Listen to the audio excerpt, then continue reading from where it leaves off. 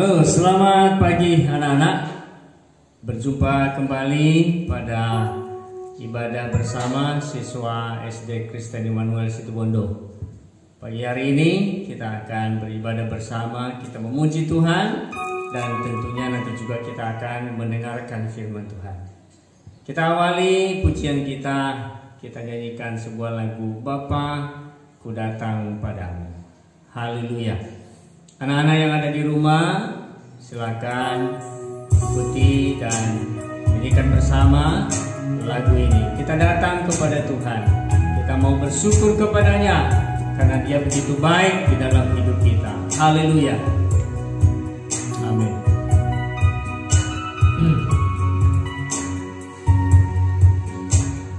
Bapa-Ku datang padamu,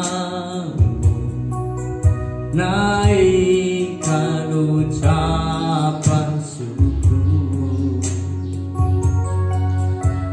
atas kasih anugerah-Mu yang indah setiap hari.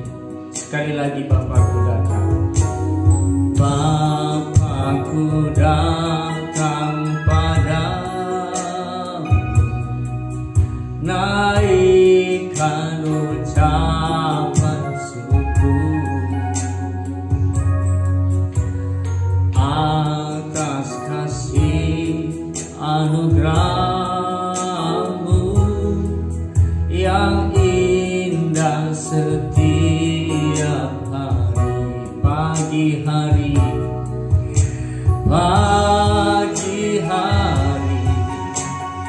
siang hari, sore dan malam hari,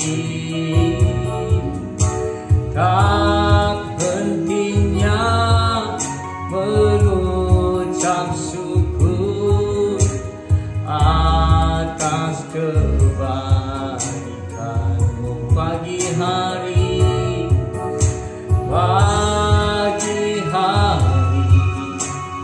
siang hari, sore dan malam hari,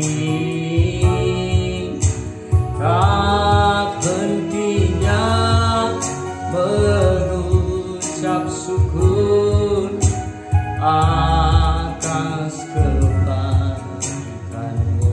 Tak hentinya, tak hentinya mengucap syukur atas kebaikan-Mu.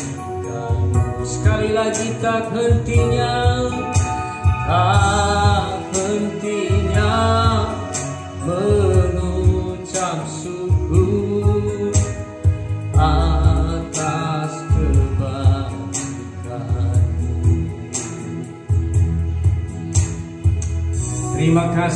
Terima kasih Bapa di sorga, di dalam nama Tuhan Yesus Kristus. Engkau Tuhan yang memberikan kami berkat-Mu yang begitu indah luar biasa dalam hidup kami.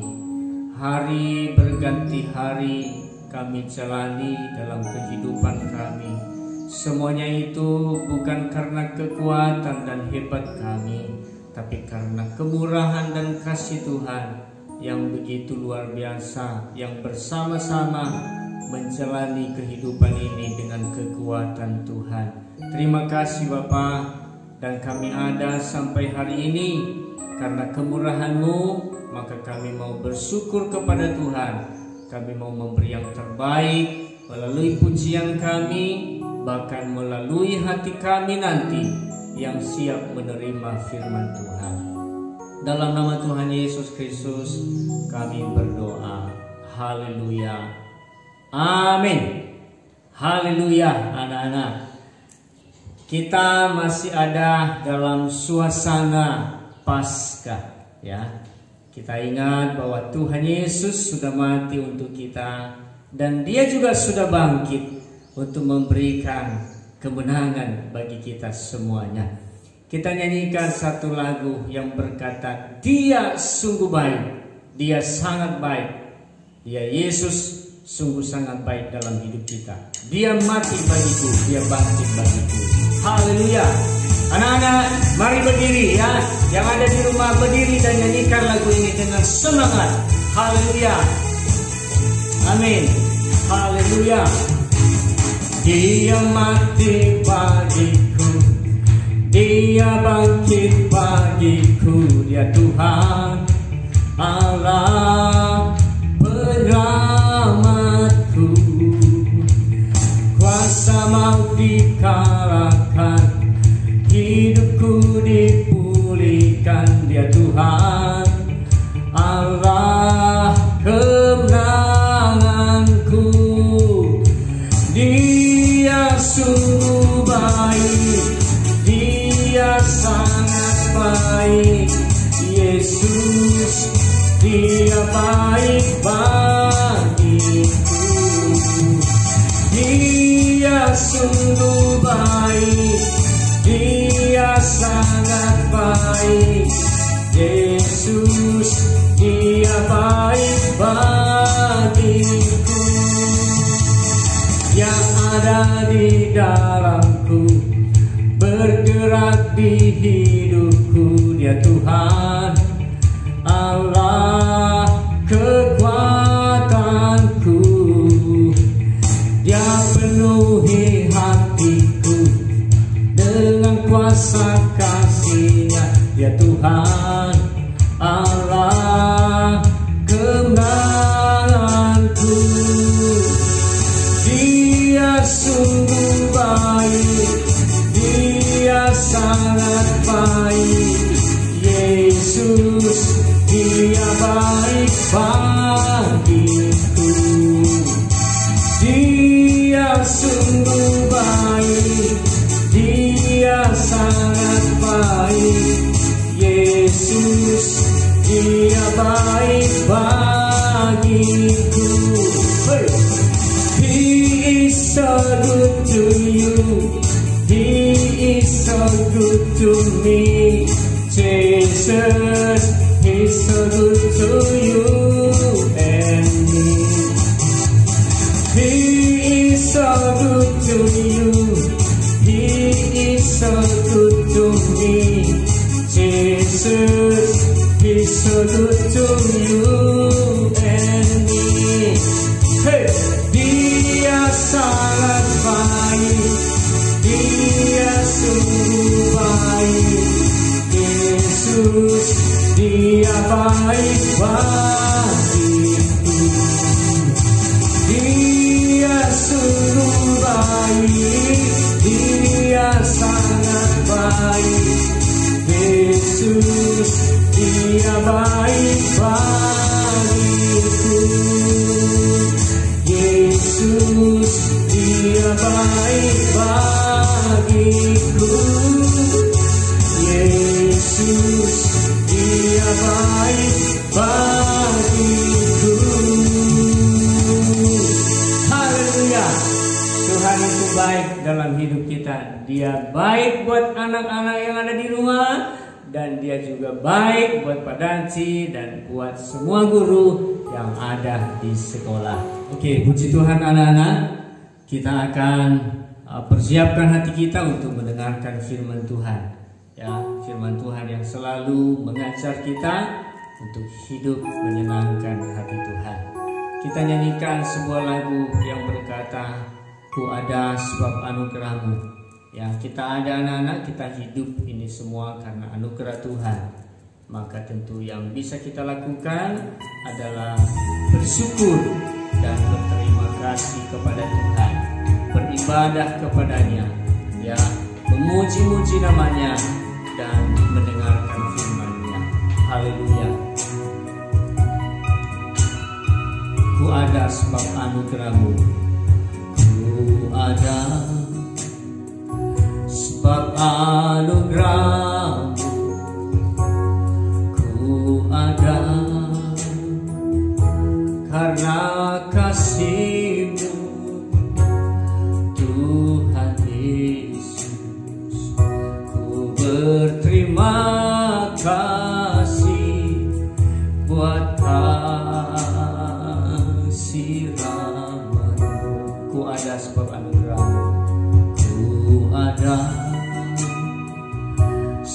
anugerah-Mu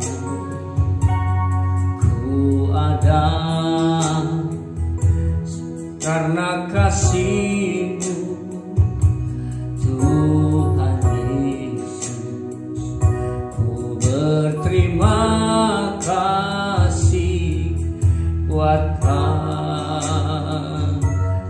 rahmat-Mu. Terima kasih, terima kasih Yesus,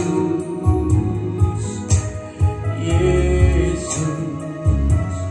Terima kasih, hanya anugerah-Mu buat hidupku sekarang, bukan memuji-Mu selamanya. Terima kasih Yesus, Yesus. Terima kasih, hanya anugerah-Mu buat hidupku sekarang, bukan memuji-Mu selamanya. Sekali lagi terima kasih, terima kasih Yesus,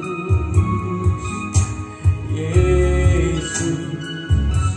Terima kasih, hanya anugerah-Mu buat hidupku sekarang, bukan memuji-Mu selamanya,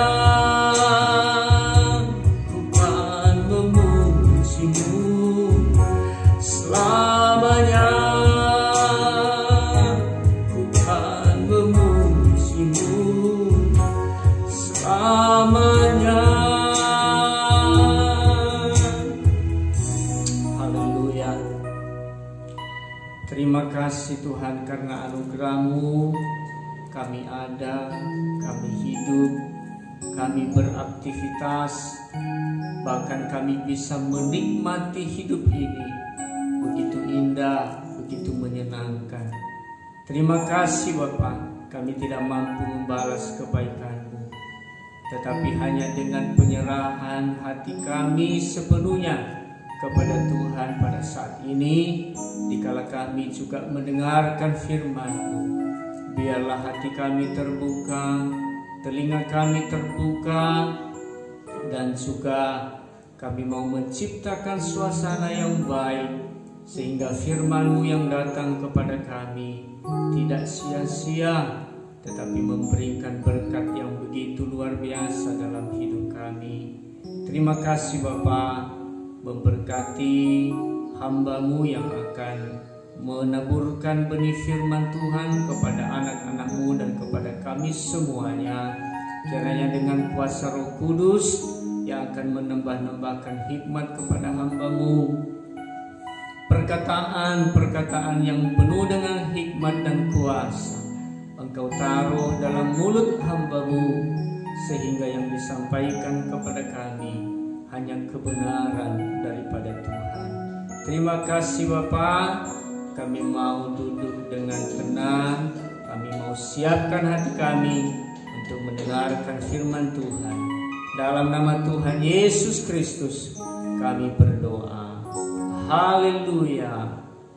Amin. Halo anak-anakku sekalian, kelas 1 sampai kelas 6. Selamat pagi.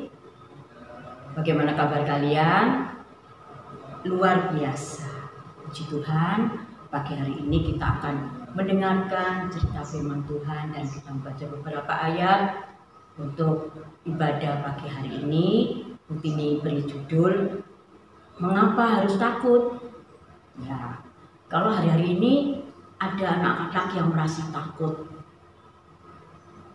ya, merasa malu, pemalu atau penakut.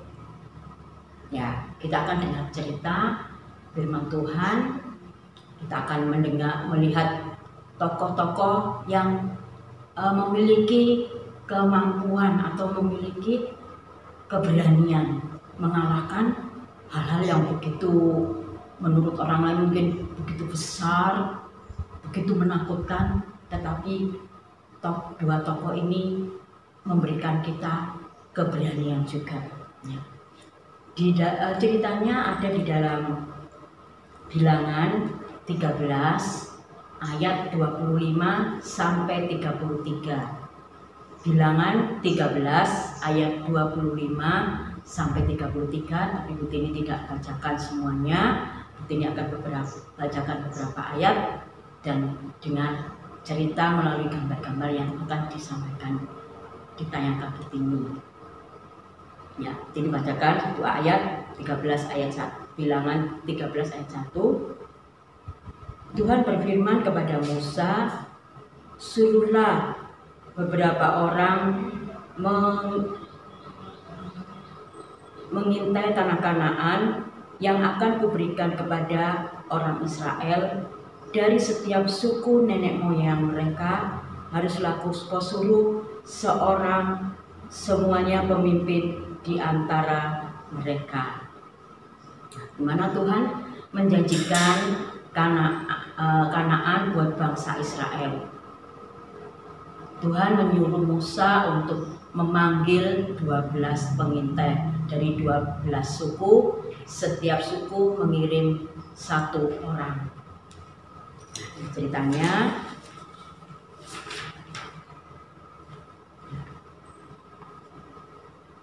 pada saat Tuhan menjanjikan tanah perjanjian kepada umat pilihannya, Tuhan memberi perintah kepada Nabi Musa untuk mengirim 12 orang utusan untuk mengintai keadaan tanah perjanjian tersebut, menyelidiki bagaimana penduduknya dan apa saja yang mereka lakukan. Wah, tanah perjanjian tersebut ini sangat besar, Kanaan namanya. Ke-12 pengintai memperhatikan dari atas gunung untuk mengamati bagaimana cara mereka supaya mereka bisa masuk tanah Kanaan.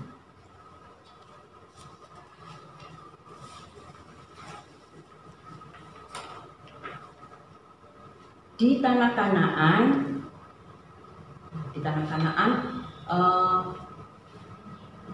para pengintai melihat anggur yang besar dan orang-orang yang besar,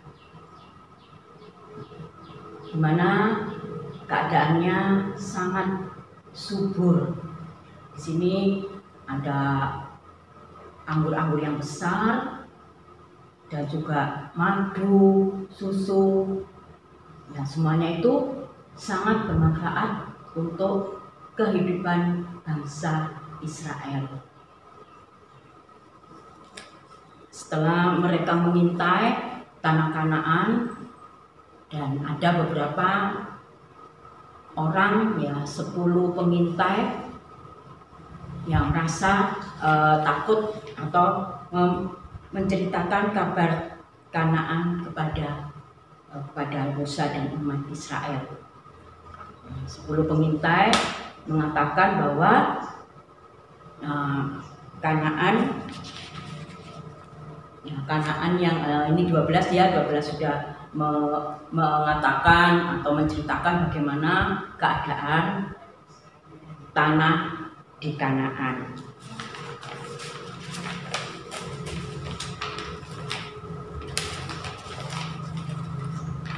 Di 10 pengintai mengatakan bahwa di sana ada orang-orang besar, raksasa. Mereka seperti berlalang. Mereka takut karena di Kanaan orang-orang besar itu bahkan memiliki setiap jari-jarinya di tangan itu ada 6. Jadi 10 orang ini merasa ketakutan dan mengatakan hal-hal yang buruk tentang Kanaan.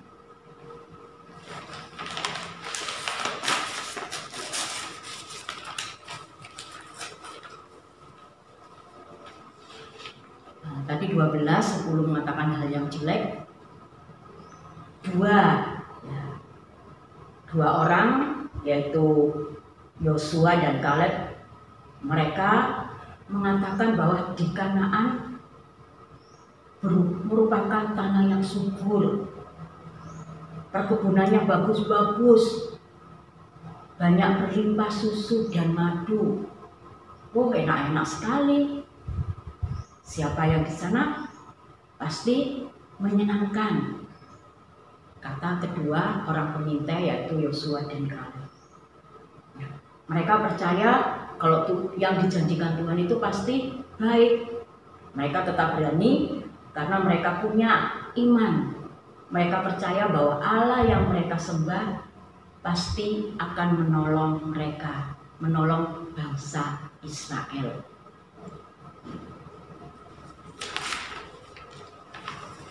Dari cerita ke-10 orang dan 2 orang, 12 orang,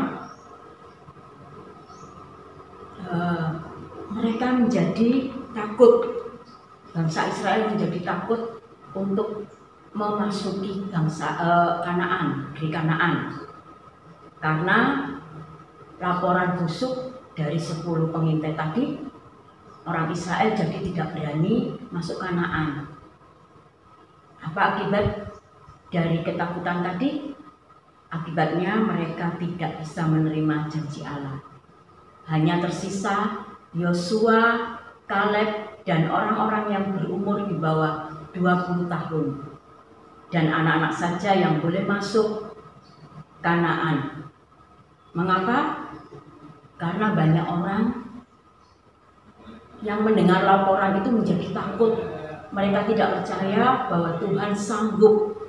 Mereka bersungut-sungut dan Tuhan akhirnya tidak mengizinkan mereka masuk tanah Kanaan. Nah, dari cerita ini perasaan takut dari 10 orang dan beberapa orang bangsa Israel. Karena di mana takut adalah senjatanya iblis untuk membuat anak Tuhan menjadi mundur, tidak mau ambil bagian dalam rencana Tuhan. Seperti 10 orang tadi dan beberapa rakyat Israel, mereka tidak mau mengikuti rencana Tuhan. Apa rencana Tuhan? Rencana Tuhan yaitu membawa bangsa Israel masuk ke tanah Kanaan. Di mana firman Tuhan mengatakan di dalam kasih tidak ada ketakutan. Kita baca di dalam 1 Yohanes 4. Ini bacakan 1 Yohanes 4 ayat 18. 1 Yohanes 4 ayat 18. Di dalam kasih tidak ada ketakutan. Kasih yang sempurna melenyapkan ketakutan, sebab ketakutan mengandung hukuman. Dan barang siapa takut, ia tidak sempurna di dalam kasih. Dan kita sebagai anak-anak Tuhan juga diberi keberanian untuk mengalahkan dunia ini, seperti yang dikatakan di dalam Yohanes 16 ayat 33. Yohanes 16 ayat 33 dibacakan. Semua itu kukatakan kepadamu supaya kamu beroleh damai sejahtera dalam aku. Dalam dunia kamu menderita penganiayaan, tetapi kuatkanlah hatimu. Aku telah mengalahkan dunia. Ini perkataan Tuhan Yesus. Di mana Tuhan Yesus memberikan damai sejahtera, kasih, sehingga kita dapat melakukan apa yang Tuhan firmankan. Dan firman Tuhan mengatakan kita tidak perlu takut. Kita harus kuat di dalam menghadapi masa-masa sulit ini. Karena Tuhan Yesus mengatakan, aku telah mengalahkan dunia.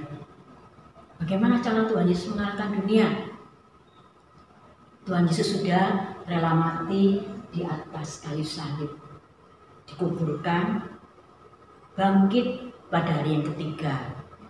Dan beberapa hari lagi kita akan memperingati hari kenaikan Tuhan Yesus ke surga.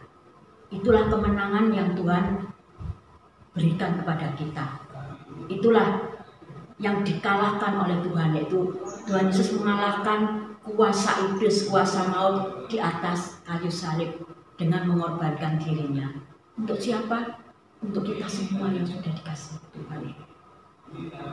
Oleh sebab itu, anak-anakku yang dikasihi Tuhan Yesus Kristus, apa ketakutan kita hari-hari ini? Mengapa harus takut? Kalau saat-saat ini kalian masih mengikuti pembelajaran daring, ya mungkin saat Zoom ada yang takut tidak menampilkan wajahnya atau kameranya dimatikan. Itu kan juga perasaan takut, malu. Enggak, nanti saya dilihat teman-teman, nanti saya dilihat Bapak Ibu guru. Padahal Bapak Ibu guru menginginkan kalian juga mematikan, menyalakan kamera. Boleh mematikan saat kalian mendengarkan penjelasan. Misalnya ditayangkan video. Setelah itu bisa menampilkan wajah kalian sehingga Bapak Ibu guru boleh melihat keseriusan anak-anak Kristen, anak kelas 1 sampai kelas 6 saat mengikuti Zoom. Mungkin juga takut menghadapi ulangan hari-hari ini. Ya, juga bulan depan kalian menghadapi PAT. Ya, akhir tahun ajaran. Mungkin juga saat ini kalian misalnya takut dengan kegelapan atau takut pergi-pergi ya. Takut pergi-pergi memang itu waspada kita ya. Kita waspada dengan adanya COVID ini, kita tetap menjaga kesehatan, menjaga kehidupan kita. Tetapi dikatakan bahwa Tuhan sudah memberikan kemenangan kepada kita melalui pengorbanannya di atas kayu salib, melalui kehidupan Tuhan Yesus yang sudah dicurahkan untuk kita. Kita bersyukur memiliki Allah yang ajaib, yaitu Tuhan Yesus yang tidak menyayangkan dirinya. Untuk siapa? Untuk kita semua. Supaya kita menjadi anak-anak yang tenang, anak-anak yang berani menghadapi persoalan, masalah kehidupan kita hari-hari ini. Nah, itu anak-anakku, firman Tuhan yang bisa begini sampaikan. Biarlah kita tetap maju karena kita punya kekuatan, karena kita punya keberanian. Dengan kita fokus kepada Tuhan Yesus, mata kita tertuju kepada Tuhan Yesus, itulah kekuatan kita. Ya, kita akan berdoa. Setelah kita berdoa, ini akan memberikan pertanyaan buat anak kelas 1 sampai kelas 4. Kita berdoa dulu. Bapa di surga yang kami sembah dalam nama Yesus Kristus, terima kasih buat firman-Mu pagi hari ini untuk kami memiliki keberanian, tidak menjadi anak yang penakut, anak yang pemalu, dan kami memiliki keberanian untuk menghadapi persoalan, masalah kehidupan hari-hari ini. Karena Yesus yang sudah mati dan bangkit untuk kami, itulah kekuatan kami, itulah keberanian yang Tuhan sudah berikan kepada kami untuk dapat mengalahkan dunia. Terima kasih Tuhan Yesus, memberkati anak-anak-Mu kelas 1 sampai kelas 6 di dalam pembelajaran hari-hari ini. Mungkin juga kelas 6 yang menghadapi ujian-ujian, ujian praktek dan sebagainya. Bahkan juga memberkati para orang tua yang mendampingi mereka di dalam belajar mereka. Terima kasih Tuhan Yesus, kami serahkan sepanjang hari ini, minggu ini, dan hari-hari ke depan ke dalam tangan Tuhan Yesus Kristus. Kami sudah berdoa dan mengucap syukur. Haleluya. Amin. Ya, pertanyaan untuk kelas 1 sampai kelas 3.